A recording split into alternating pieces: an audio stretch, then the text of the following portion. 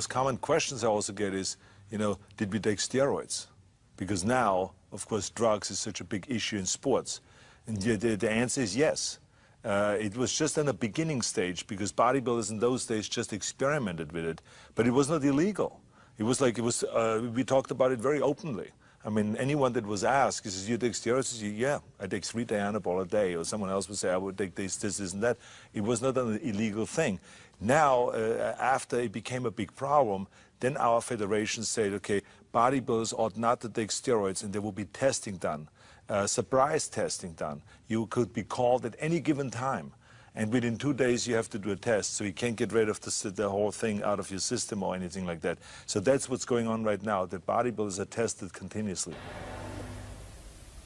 Well, the full term is androgenic anabolic steroid. Androgenic means male hormone-like, anabolic means to build, and steroid is a class of drugs that these are. These are derivatives of cholesterol. Your body has male hormones in it, derivatives of testosterone. And these drugs are manufactured synthetically, and we use them in medicine for people who have certain types of anemias or different types of diseases.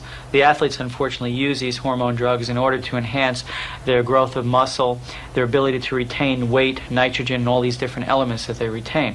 I have to be quite truthful with you. I only use anabolic. I'm not going to have to deny it because all the other Mr. Olympia contender, I feel that they are using it, and I only use it for the fact to reverse catabolic effect, I don't use steroids to be a monster because I don't think monsters win. There's no way of stopping anyone from doing any action that they wish to do. It's just like a diabetic who likes to sneak chocolate cake. They shouldn't eat the chocolate cake, but they're going to do it anyway, but you'll still take care of them to try and manage their diabetes. What I try and do is pick up the health problems in the athletes early enough before it becomes a fatal or a chronic serious injury. I'm in the gym, and I've been in the gym for 12 years, and I've seen young kids or people that don't even look like anything, they start taking steroids. And they're taking dosages that, a champion bodybuilder would never even take, and they still don't look like anything. So if you feel that steroids are going to make you a champion, they're not. It's sad to say that it's gotten out of proportion now. It was something before that it was almost like a clique that only bodybuilders knew about. And now everybody knows about steroids, and now steroids are becoming almost like cocaine. It's coming that bad. You see, the guys that make it to the Mr. Olympia are already genetic superior beings to begin with. That's why they've made it this far. The people who get hurt the worst are the young kids coming up who aren't so genetically superior, because they're going to take 5 times as much as these guys to try and get anywhere near where these guys are. And that's the patient population that would be most severely damaged overall. I said it before and I say it again. If you eliminate anabolic steroids from all the athletes at one time, the champion will remain the champion. And I really think we better off without them, honestly. There's one athlete, Paul Jean Guillain, who is just in a recent pro contest, and he's in the top 10 or 15 in the world. And after a recent competition, he wanted to be tested. He came to me, I didn't go to him, and I tested him the next day, right after the competition, and he was negative.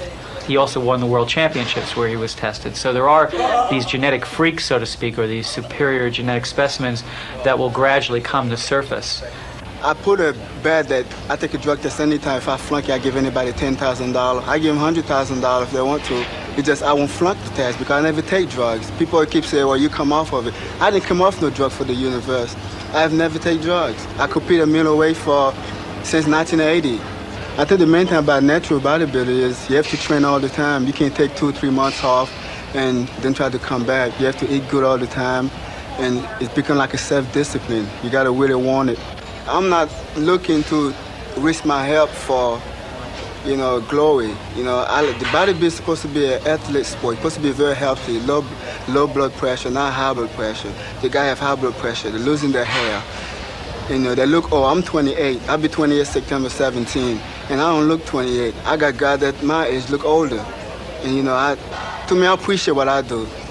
The drugs do work. That was a mistake the medical community made in that they said that the drugs do not enhance performance. The athletes knew they enhanced performance, so now when we tell them, well, the drugs will also hurt you, they say, well, you lied to us about this part, why should we believe you about this part now?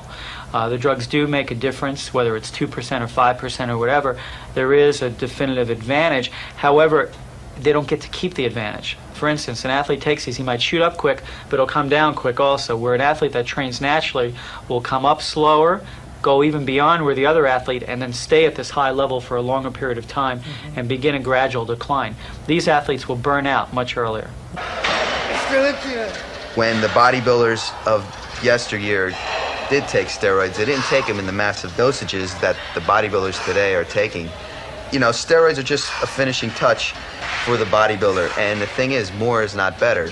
So that's the thing on steroids. It's not the steroids that make a champion, but it's the hard training, the dedication, the dieting, the sacrifice, and the genetics that that person has, what makes that champion. Drugs ist ungefähr so viel.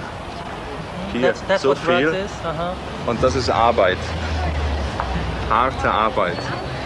Schwere, harte Arbeit. Hard work, very hard work. And this is only drugs.